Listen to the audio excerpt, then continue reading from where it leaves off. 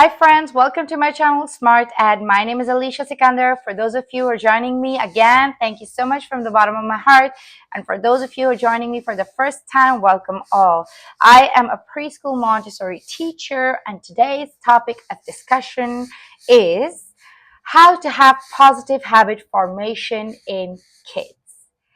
So if you guys have seen the first video that I posted, the introductory video, I mentioned over there that if despite of the different personality traits of each child, according to their genetics, according to their growth, according to their nature, the nature of their body, despite of all those differences, all those personality traits, if you give environments to a child that are nurturing, that bring about ideas of creativity, creation, that is based upon empathy, love, values of sharing, the ultimate personality traits will be determined by the environment. So I can say, like I'm saying it by myself, I mean, it's not nowhere in the studies, but I'm saying that 70 to 80% of personality is shaped through the environment. This is according to my observations. So in the beginning, I would like to discuss the scientific thoughts about it, what the neuroscience of positive habit formation is. So if we talk about the neuroplasticity, the child's brain until the age of 7 is like a sponge. It is basically absorbing everything in its surroundings. So since it's highly adaptable, whatever you are showing to the child repetitively, the child is going to learn that. Whatever connections, whatever the connection the child is making through the changing environments is going to be absorbed in their brains, and it's going to ultimately result as habits that are built through the process of consistent repetition. Now, this behavior is a learned behavior. Let's say what is a habit loop? What does it mean when we say it's a habit loop? It has 3 stages. So it is a cycle of 3 stages. So there is a cue, which is a trigger in the environment. Let's say you're asking a child to brush the teeth, but there is a timer that rings after 2 minutes of brushing the teeth. Everybody knows brush your teeth for 2 minutes, right? That's like a thing. So after 2 minutes or 1 minute, the timer rings. So that's when the brushing is done. Then the behavior, what the child is doing, the action itself, the brushing the teeth. Now, what is the reward associated with that? It's the payoff, such as the sense of accomplishment, the praise. All of this is triggering the dopamine. The dopamine is the happy hormone in a person's body, right? So it is an addictive hormone that is released. So after performing brushing teeth, the timer rings, and then the child is praised for doing a good job. So the dopamine is released in the brain. This is now becoming a habit, right? Now let's move on. When we say foster good habits in children, saying is easier than done, right? So let's talk about how to foster positive habits in a child. So first and foremost, I have been saying that many times to establish clear cues. We need to be consistent with our routines when it comes to children. We need to use specific cues to signal the start of a habit. For example, I put an example of putting dirty clothes in the hamper after getting dressed, so it becomes a habit rather than just throwing it on the floor. Second, very, very important, be patient with repetition. I'm literally begging parents and teachers, caregivers to be patient with repetition. It can take up to 100 times for a child to repeat certain habit in order for it to become a part of their routine. Don't get frustrated. I know it's hard, but please be patient. Come with the mindset that this is not going to work out in the first time. It might work out and it might not. Like washing hands before and after food can be very frustrating for the child, but with regular repetition and consistency, a child will learn to do that and learn the benefits of it, and it will become a habit eventually.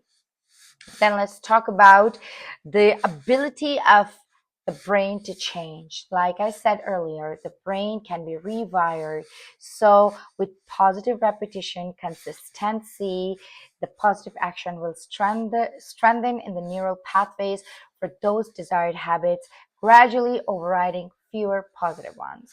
So as it is a learned behavior, the more repetition, the more consistency, the more learned behavior, right?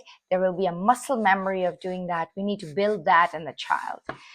Then, okay, be mindful of the negativity bias. What does it mean when we say negativity bias? You know, as human beings, the natural inclination of a brain is towards negativity, to a negative scenario.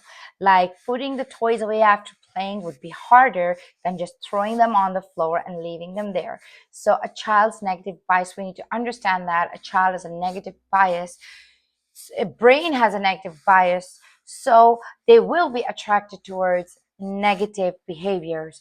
So with consistency and with positive reinforcement, again and again, talking to the child, being present for them, helping them, being good role models for them, is going to encourage that positive behavior. So these are some tips for that. Let's move on to, okay, this is very interesting. We are usually in our preschools, when we're doing our professional development with the teachers, this is one thing that we always do in our meeting.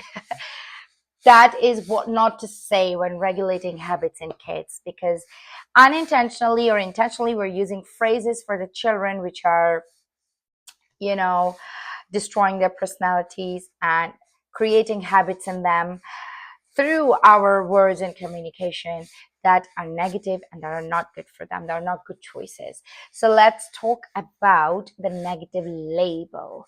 Negative labels are like, you are so messy. Okay, let's take an example.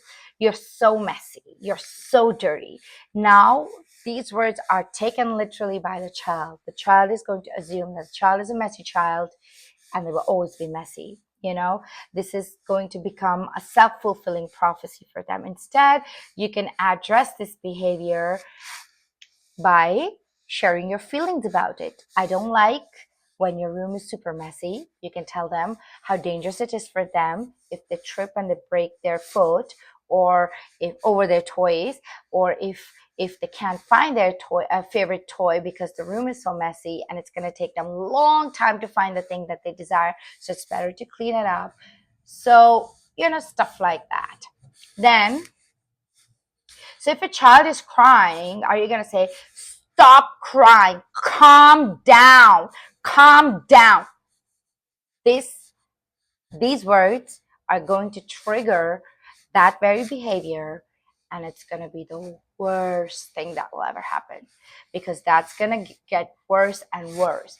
Instead of saying stop crying, calm down, you can use phrases, because you know what, it is actually dismissing the feelings of the child and they're not going to like it. Imagine if you're crying and your mom comes to you and tells you, stop crying, why are you crying?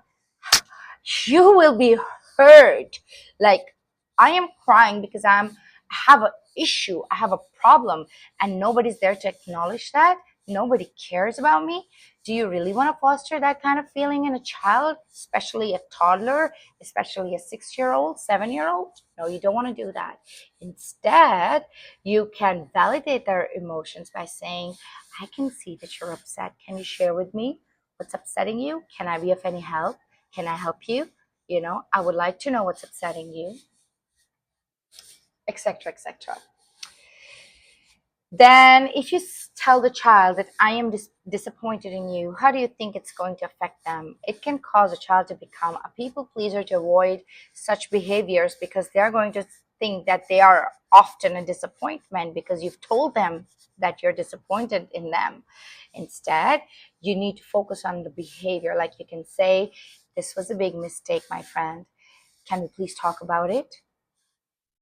And much more. Like you can think about it according to the situation and the gravity of the event.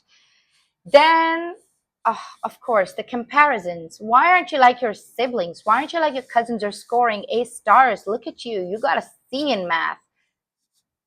That's for high school kids, but for toddlers too. Like, look at your sibling, they're cleaning up so nicely.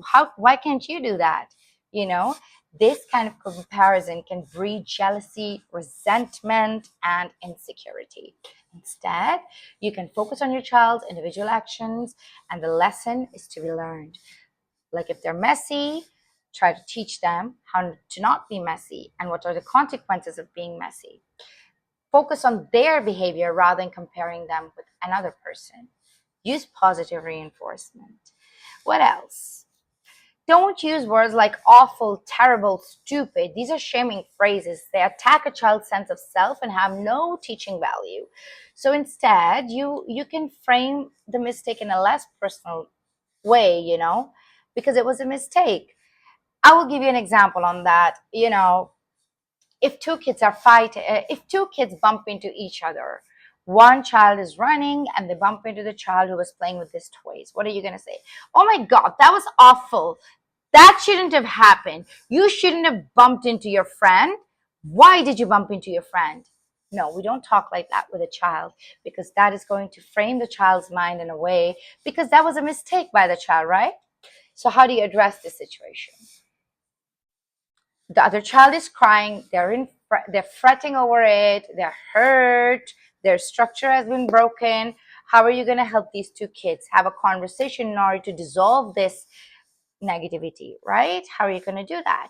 You're going to ask the child, was it a mistake or did you bump into them purposefully? They'll say, it was a mistake, I'm sorry. Or even if they don't say sorry, you can encourage them to say sorry to their friend to make them feel better, because they are hurt. So you're teaching a value over here. So once you get the child to say sorry, you ask the other child who's hurt, how are you feeling now? I'm better, because now they've said sorry. Trust me, the other child's going to feel better immediately.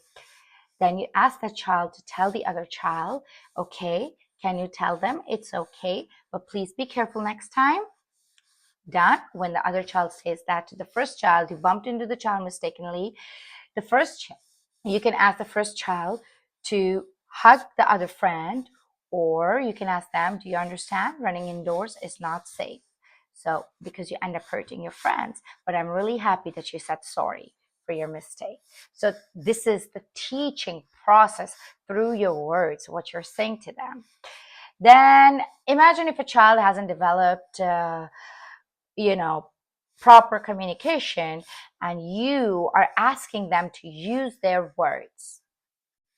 How is it going to be? They're going to be frustrated.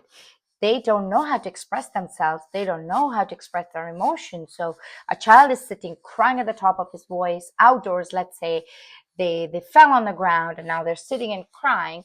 Are you going to tell them to use their words to explain the situation to you? They won't be able to do that. So you ask them simple open-ended question like, what do you need? Tell me what happened. If they can't explain that, you ask them to show you. Did you get hurt? Yes, I got hurt. Where did you get hurt? Do you have a boo-boo? Where's your boo-boo? Boo-boo, boo-boo. Oh, you see a scrape on the elbow, right? So now you treat that. So that's how you deal with this behavior. This was a little know-how, a little information that I want to share with you guys. Please feel free to take the screenshots of the slides that I've shared with you guys. These are for you guys. You guys can use it for your projects, for your teaching, for your learning, whatever you want. My friends, don't forget to subscribe, like, and share my channel. It really means a lot for my purpose. If you guys don't like it, if you guys don't subscribe, my channel isn't going to grow. So thank you so much for watching till here. Until next time.